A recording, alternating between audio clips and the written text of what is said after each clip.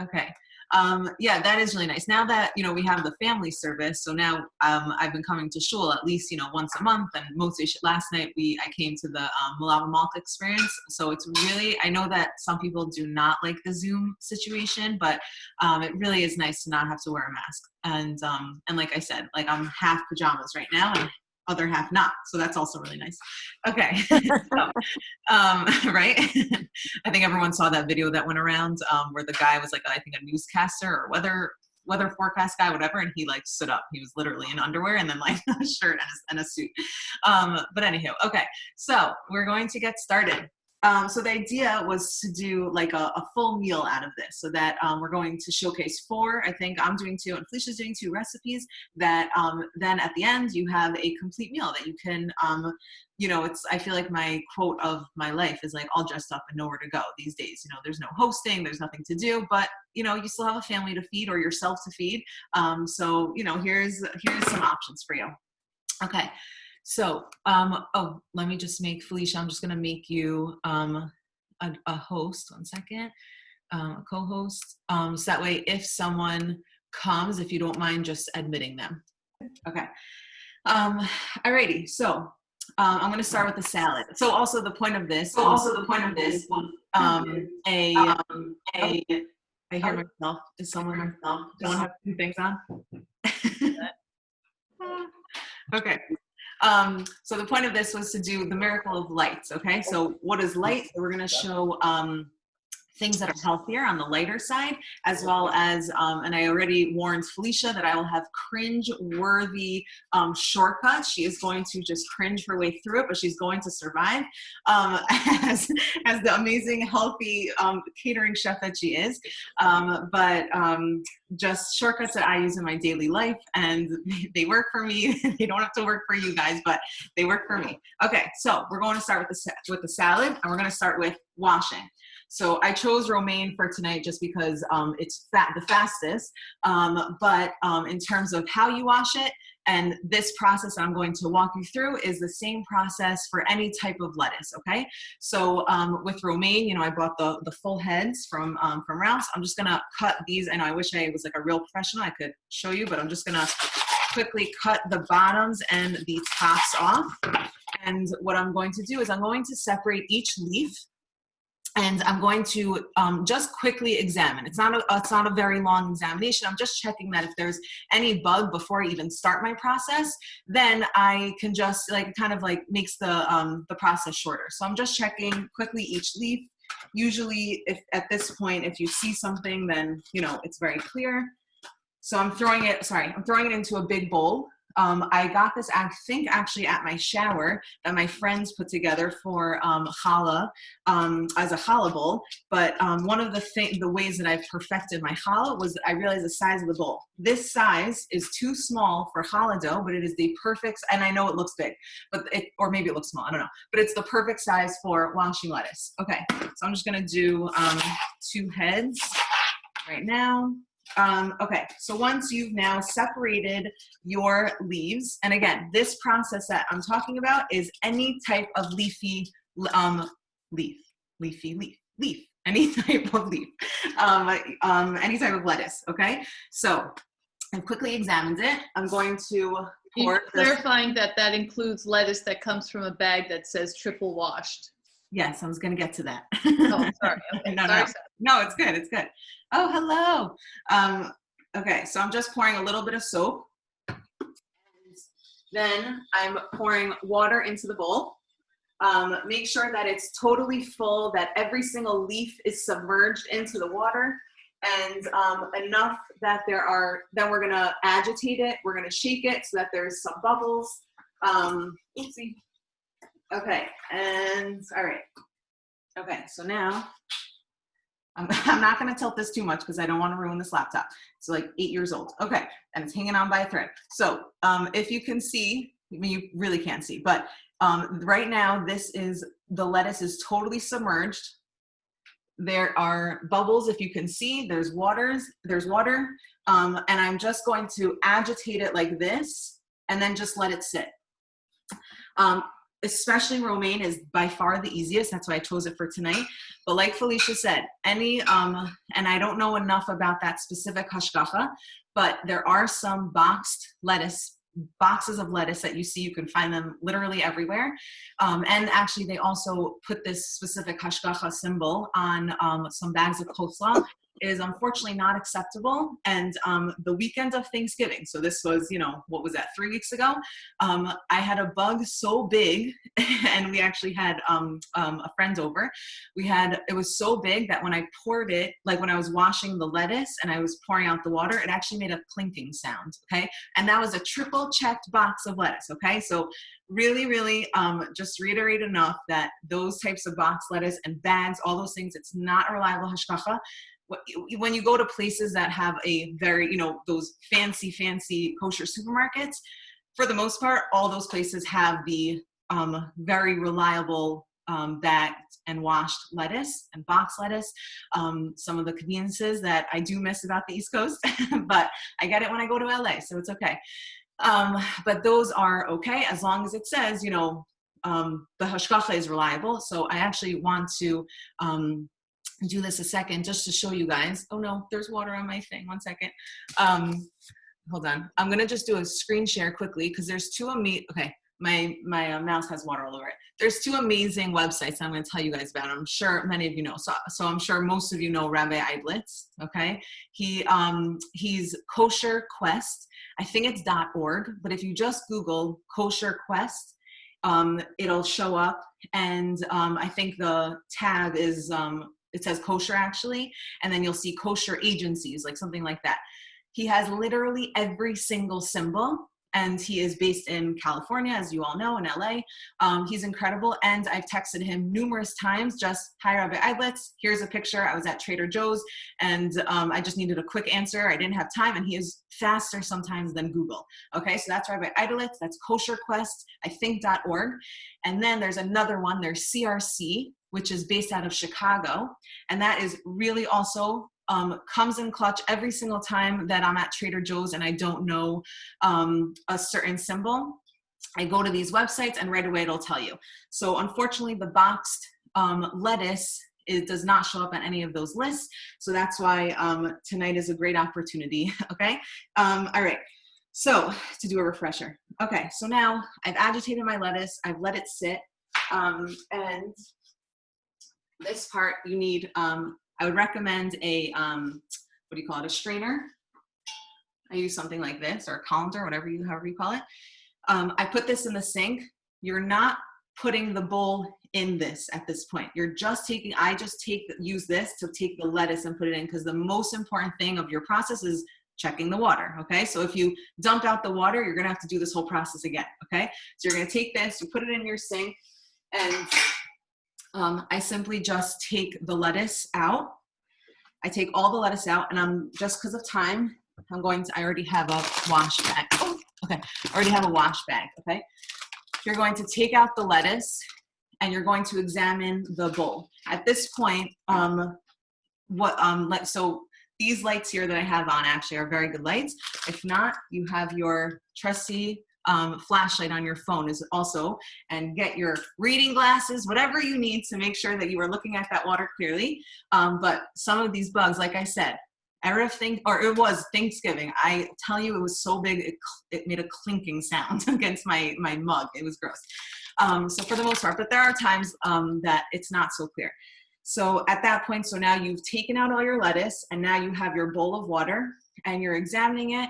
And okay, so now scenario A, if there's no bug, you're good to go. You can now wash off each lettuce, each leaf, get off obviously all the soap, let it dry really, really, really well. Otherwise your salad is really soggy. So that's scenario A, and then, enjoy your salad. Scenario B is, what if I find a bug? So now you're going to do that entire process again, okay? So you're going to put all that lettuce into so dump that water, okay?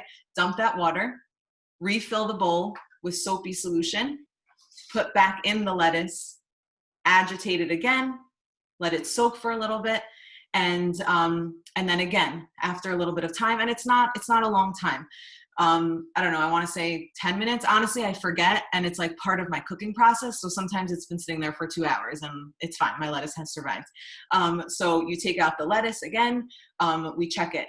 So now scenario B, if that lettuce was good, great, make your salad.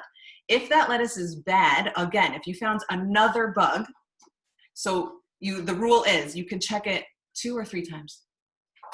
2, 3, right, up to 3. Thank you, Felicia. Up to 3. By the way, I also call Felicia for some of my specifically food kashrus questions, because who better than Felicia knows that. So you have 3 chances to do that process. If after the 3rd time you still found a bug, unfortunately, that's it. You're done. You got to throw it away. But the likelihood, like whatever, it's fine. Okay. So you'll be okay. But you have up to 3 chances, and then that's it. Okay. 3 strikes and you're out. That's how you remember it. Okay. So up to 3 strikes, and then the food is no good and you got to dump it. Okay. So what I like to do for a light, easy salad, and good thing that my mom is on here. So growing up, she was famous for her salads. So it's kind of like, I think, like when you go to an ice cream store, they have everything but the kitchen sink, like as an option. It's like this massive, like every single scoop or something like that. So that's basically what our salads were. And we were like, she was famous for them. So it's really like you could throw in whatever you want. So number 1 for me, a salad has to have the crunch factor, the savory factor, and the sweet factor. So because it's the miracle of light, so I'm not going to do like a sugary dressing, but like we all know the secret to a really good salad is definitely the sugar.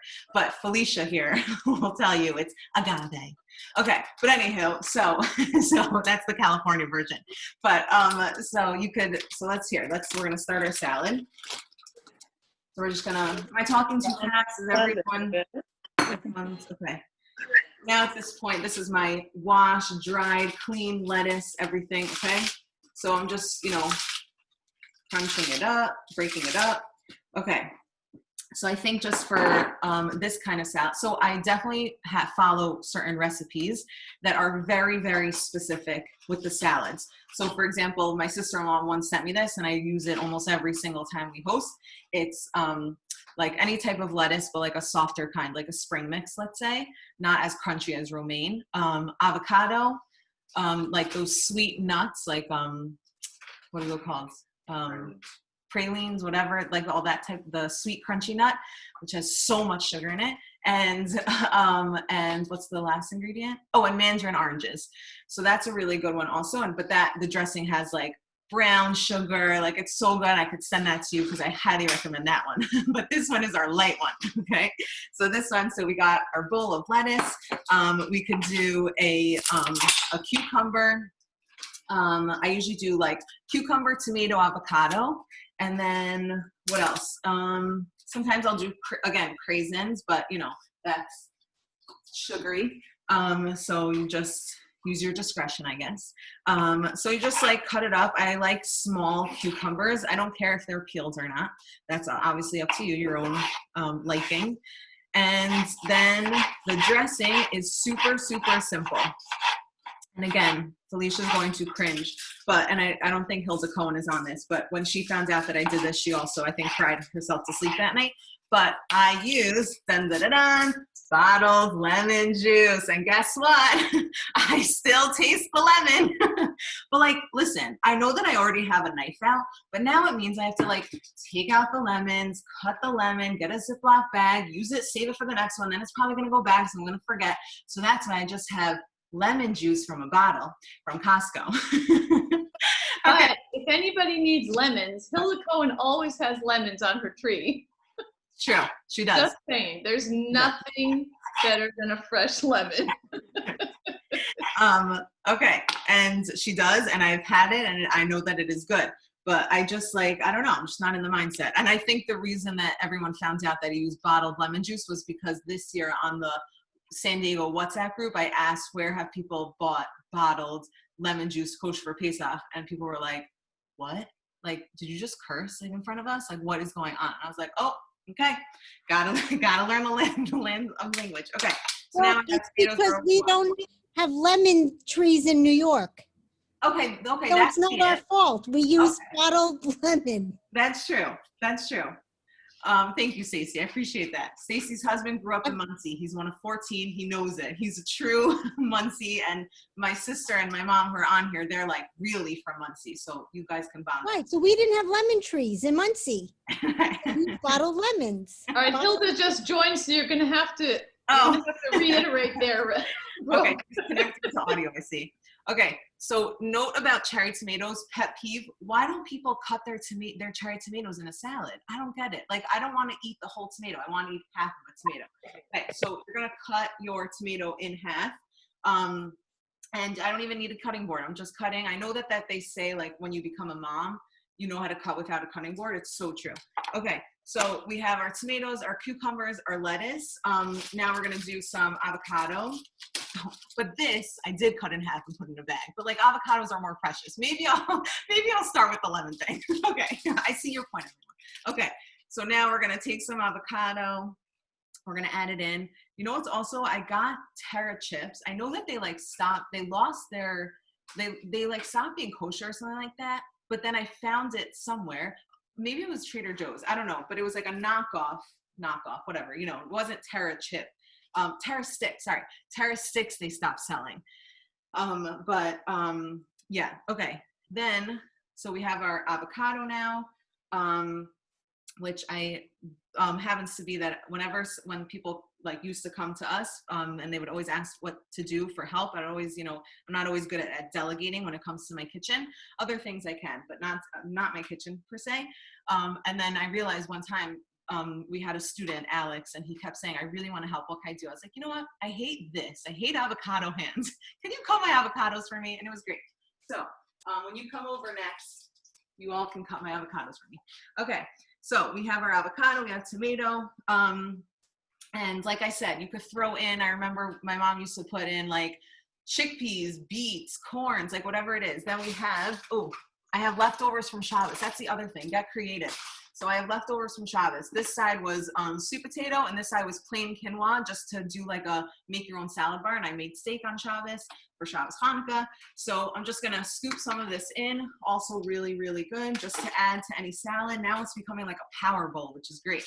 So you just add this in. And I'm just saying also this is amazing because now I have an already made lunch for tomorrow. Because of course when we came home I like scarfed down dinner with the kids, and so now it's great. Now I have lunch for tomorrow. So thank you all. Okay, so now for the dressing. Okay, so now this is like pretty significant salad here. So for the crunch, what you could do, like I said, you could do the terra chips, you could do croutons, but really the cucumbers is enough of a crunch, the romaine lettuce is enough of a crunch, and then the sweetness, even the sweet potato has some sweetness to it. Again, you could throw mandarin oranges, craisins, things like that. And then for a quick dressing in our house, we used to call this, one of my mom's close friends did this. It was called the Susan Shannon dressing. So we just call it the Susan Shannon dressing, but really everyone does this type of dressing. For some reason, it became that. And also my grandfather always used to do this, does this. Thank God she should be alive and well. Okay, so I use lemon juice. So I'm not pouring it on just because I want to enjoy the salad tomorrow, and otherwise it's soggy. Okay, so no measurements for this, but this, once you get the hang of it. So I just do lemon juice, olive oil, which not too much. If you like crowd it with the olive oil, then it really gets the taste of the olive oil. And I've definitely learned my lesson that, also what would be so good with this is for like another protein to add feta cheese to that. So good. Okay, then some salt, shake it on, some garlic powder, some black pepper, and then the last thing I do is I actually add a splash of red wine vinegar. Really good. I don't know why. I don't know when I started that, but just like a little bit of a splash of that, mix it all together, and you have an amazing salad, and it's really, really good. Okay, so that was our appetizer. Now we're going to go, any questions, comments? Okay, now we're gonna go to our main, our chicken, okay. I'm going to use this opportunity also now to show you some cookbooks. So number one, I think that the kosher kitchen has really, really, really come so far. I really feel that these women have, like, these cookbook authors have really, really given us the opportunity to like make our table look like we just slaved over it, when really these cookbooks are extremely approachable, extremely easy. I shouldn't say that. Many recipes are easy and approachable. And then obviously there are some that require a little bit more time or effort. But there's really, really amazing choices here. So number one, I love, love, love the silver platter for chicken. I love it. This is the first one. They came out with the second one, and it's like the type where like you weren't ready yet and like you shouldn't have gone to the second one, but like you were so excited so you went to the second one. You shouldn't have gone to the second one. Stick to the first one. It's really, really good. Highly recommend this. You can text me after for it. By Daniela Silver. Amazing, amazing. All of these, by the way, you can order on Amazon. You can order from Eifler, Z. Berman, all these different, Judaica stores, and of course, Amazon.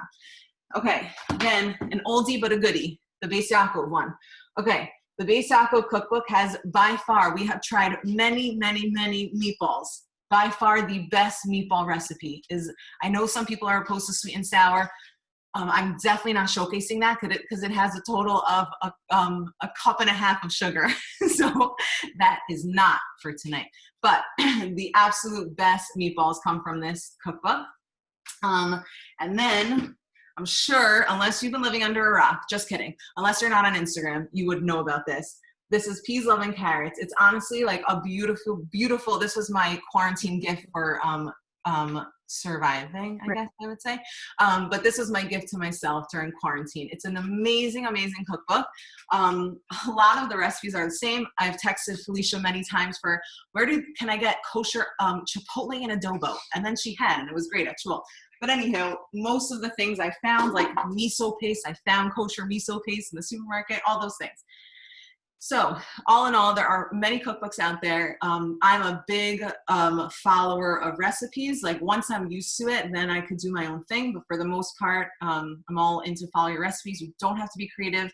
Like when people say they're not good in the kitchen, I don't know. I find that if I follow a recipe, you really, and especially if you're not good in the kitchen, just follow it. And like they wrote it out for you. They clearly tested it and you should be good. Okay, so now we're gonna move on to the chicken recipe. So again, if people are cringeworthy, I got my tin, I got my pan. Okay, space saver, whatever, time saver. Okay, so this is called the lemon herb chicken. This is originally from the silver platter. It calls for fresh herbs, which again are leafy, so they do have to be checked and they do have to be washed and examined and things like that. But instead, what I do is, have people seen these?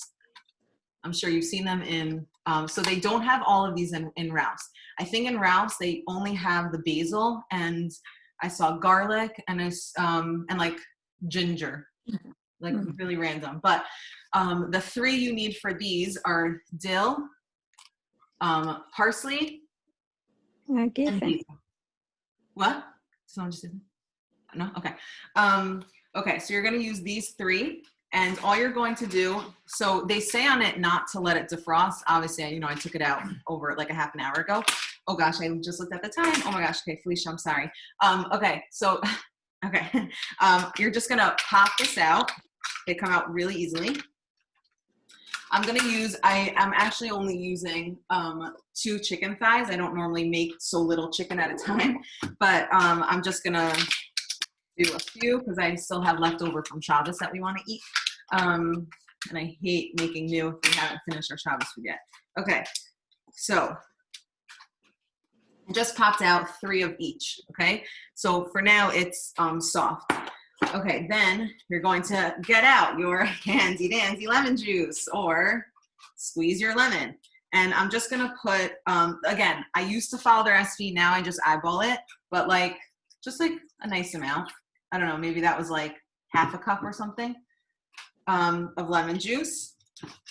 And then you're going to do probably about a quarter of a cup of olive oil.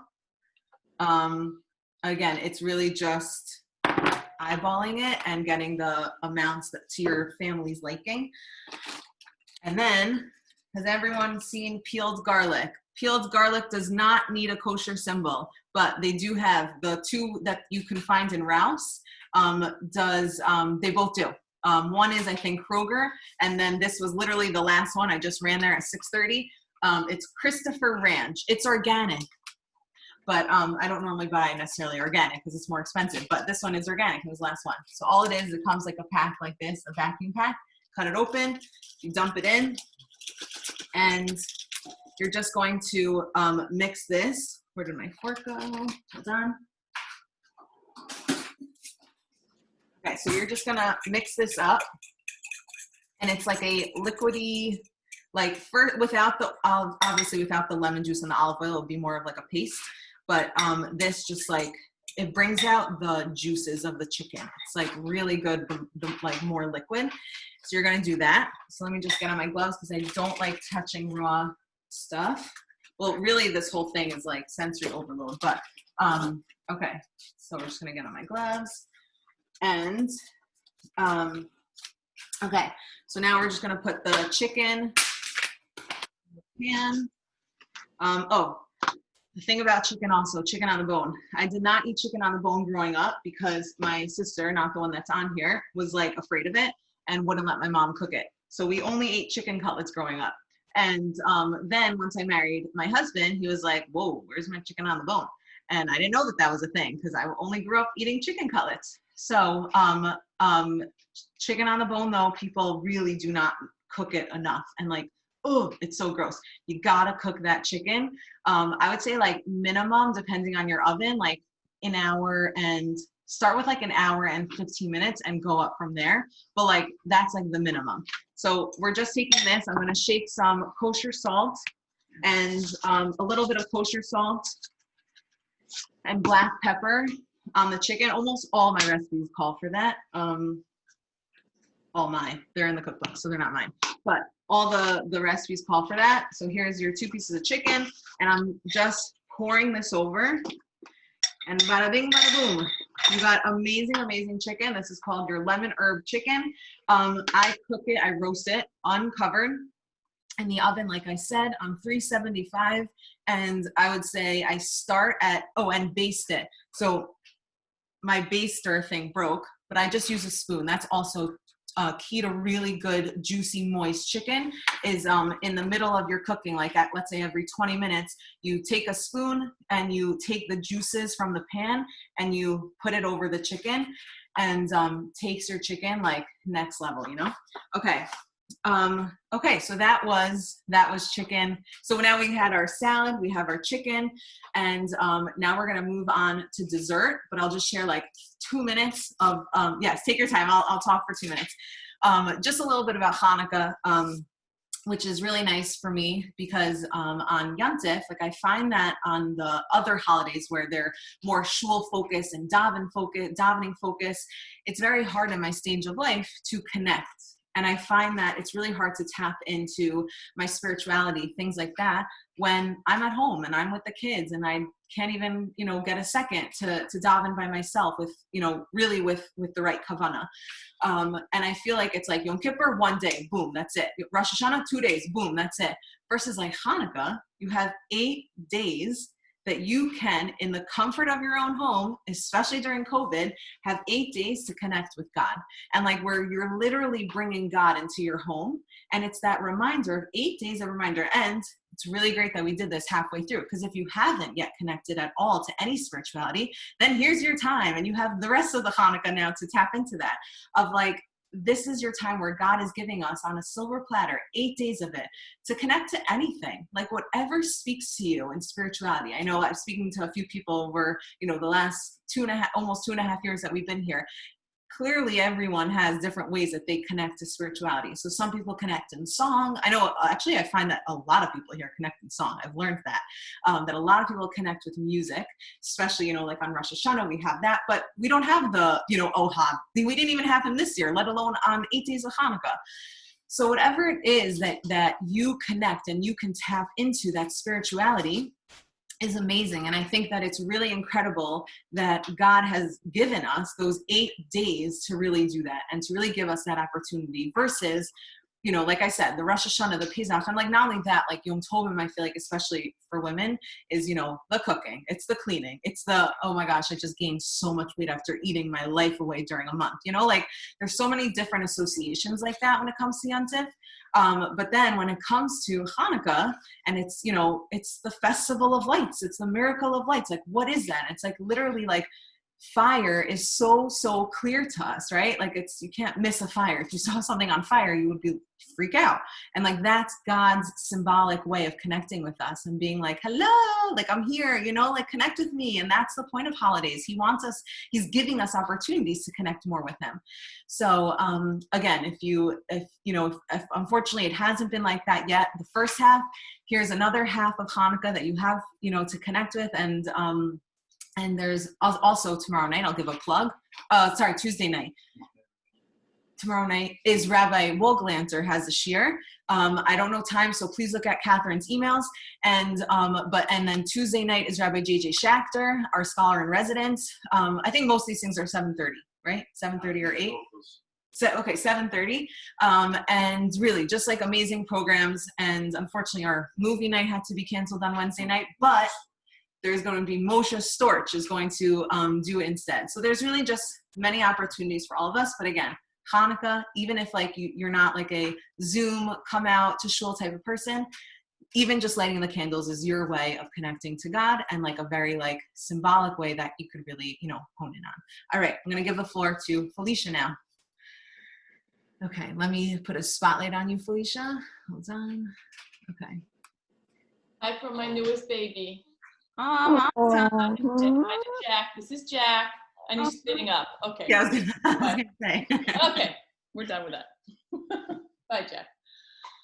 Hi, everyone. This was actually a big challenge for me because, you know, I'm not good at measuring.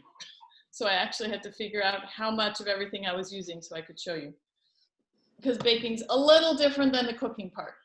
Okay, so first we're going to make chocolate bark that a lot of you have had, and if it's half an hour before Shabbos and you forgot to make dessert, this is a great one. So first just line a sheet pan with some parchment paper. And I don't know if everybody is aware, but Trader Joe's has Parve chocolate chips again. And if you're going to make bark, you really have to have high quality chocolate or it's not worth it.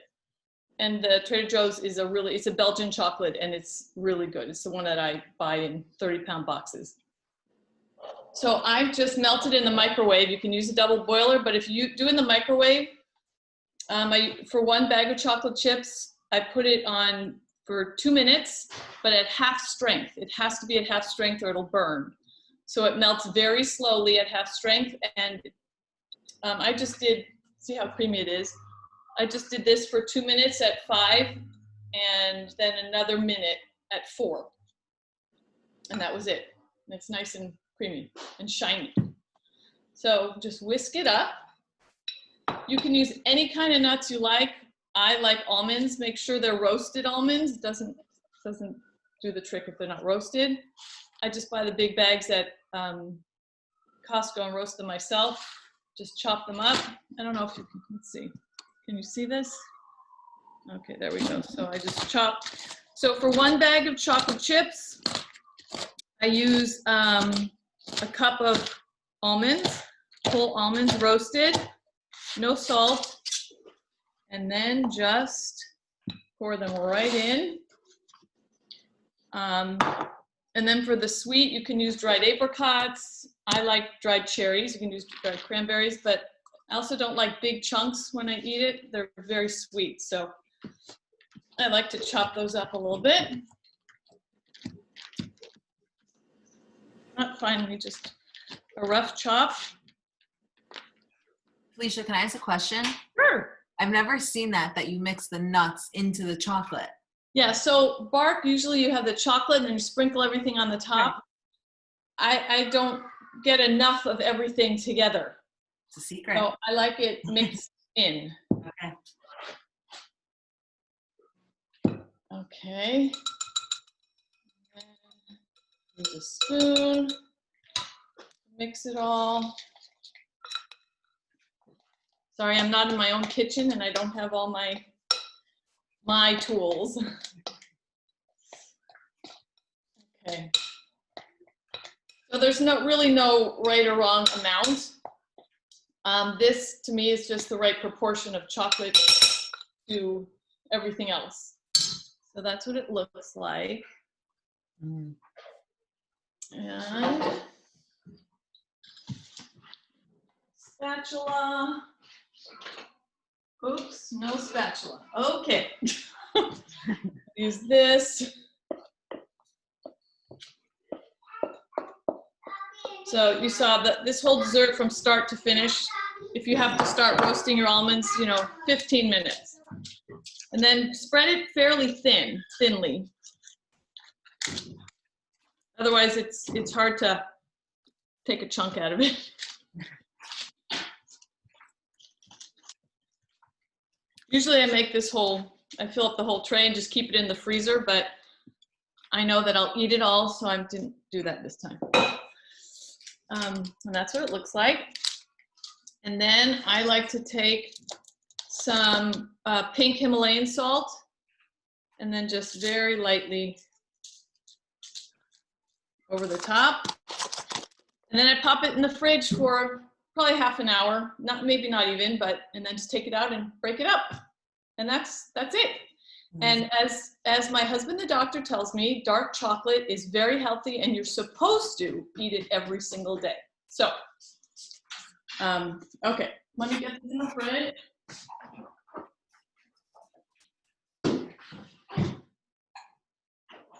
Okay, so that's dessert number 1.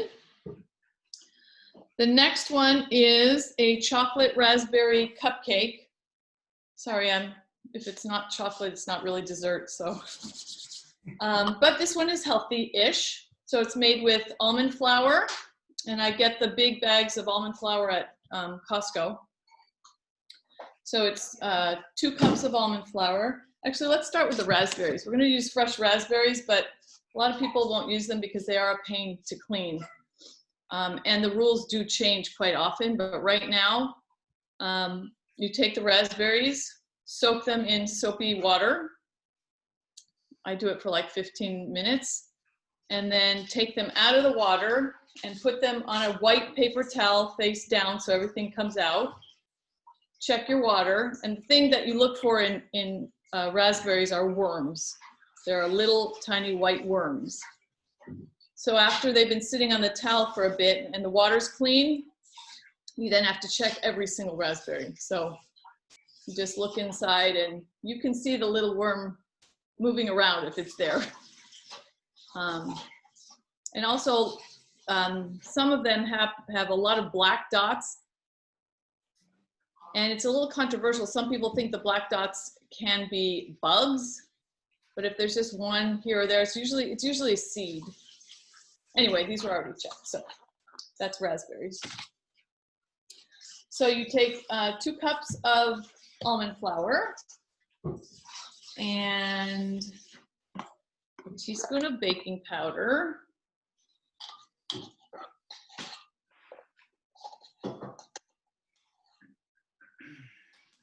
And then I use my tools to get all the crumbles of the almond flour out. I suppose you should sift it, but I'm not a fancy baker for that. You have to ask Annie Ben Haroche. Yeah, I skipped the sifting part. Okay, so a teaspoon of baking powder, 2 cups of almond flour, 1/3 cup of cocoa. So the kind of cocoa you use, I think, makes a difference. I don't like Hershey's. Ghirardelli's better. This one is by the same company that makes those yummy chocolate chips, so it's even better. Erin, can I have a fork, please? Thank you. And then just mix this all up.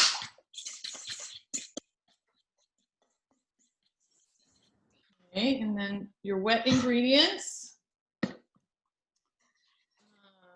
It's 2 teaspoons of vanilla. Almond milk. So yeah, this is parv, by the way, as was the bark. Quarter cup of milk, almond milk.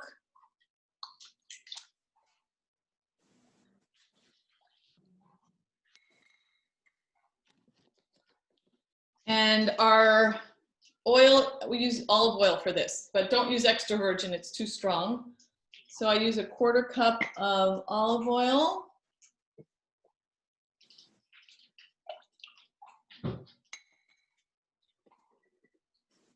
And the sweetener is maple syrup. So the recipe calls for half a cup. I don't like to make it that sweet, so I use a third of a cup, but that's up to you. A little bit more, okay. And 2 eggs.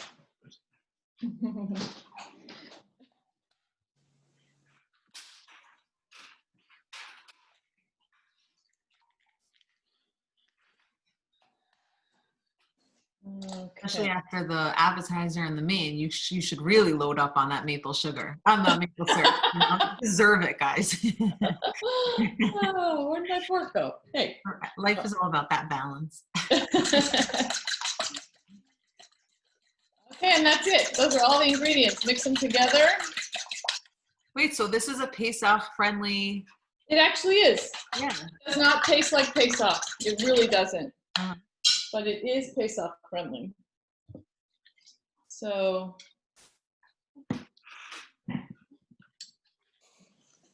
and then you put, if I had time, I would have gone out to buy the pretty parchment paper cups that you can make cupcakes in that are, you know, they're not even. And then I would fill them double than what you would normally fill, but okay. All right, so that's that. Then you should put the batter on here. I'll do one here.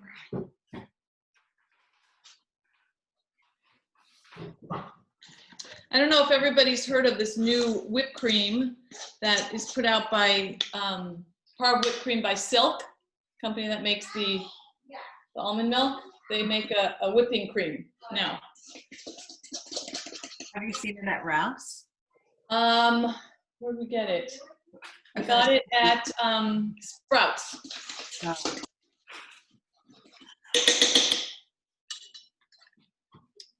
So here, I'll just put one. I do it about 3/4. Put in 4 raspberries. And then a lid, don't cover the whole top, just put a little bit more batter on the top. And bake for 20 minutes, and that's that. And they're very gooey and fudgy. So if you want to make your plate fancy, if you want to make it a fancy dessert and not just a cupcake, pretend this is parv, okay? So put it on a plate. Can you see this? Just sprinkle some chocolate sauce, a couple of raspberries, and you have a nice fancy dessert. Amazing. That's it. Any questions? Yes, can you deliver it to me right now? That's exactly what I want right now. You can have it in 20 minutes. I think you could probably use freeze-dried raspberries. I was just about to ask. I actually Yeah. have them. Because I would just at put Trader more. I would put more of them, but they hydrate in the batter. So Joe's. They sell them at Trader Joe's. I actually have. I could show you. Here. Yeah. And they don't require checking because they are right. And chocolate and raspberries go well together. If you've ever seen Yep. them, and then they have the OU right there, so it's super convenient. No checking, but plug for Trader Joe's. Yep. Okay, so if anyone has any questions, that finishes our cooking demo. But and again, like I said, all the recipes, God willing, will be posted to sent out tomorrow. But if not, if anyone has any questions before then, we're happy to help. Thank you so much, Felicia. Really, really appreciate you. Thank you, and thank you all for coming. We miss seeing you all. Thank you. Bye. Thank you. Mazel tov. Hi, Jack. Thank Enjoy you. the rest of your Thank Hanukkah, everyone. you. Good night. Thanks, Felicia. It was fantastic. Fabulous. Wonderful you. job, you girls. Good to It was see so you. good. I miss you. I'm going to make it. Nice to see everybody. Yes, send us Oh, your nice to see the pictures baby. with whatever I want one of those. Yeah, that's So very sweet. delicious. So beautiful. Very delicious. Enjoy. Thank you so Thanks. much. Okay, bye-bye. Bye-bye. Bye. Thanks, Brooke. Of course. Bye, everyone. Have a good evening. You too. Thank you.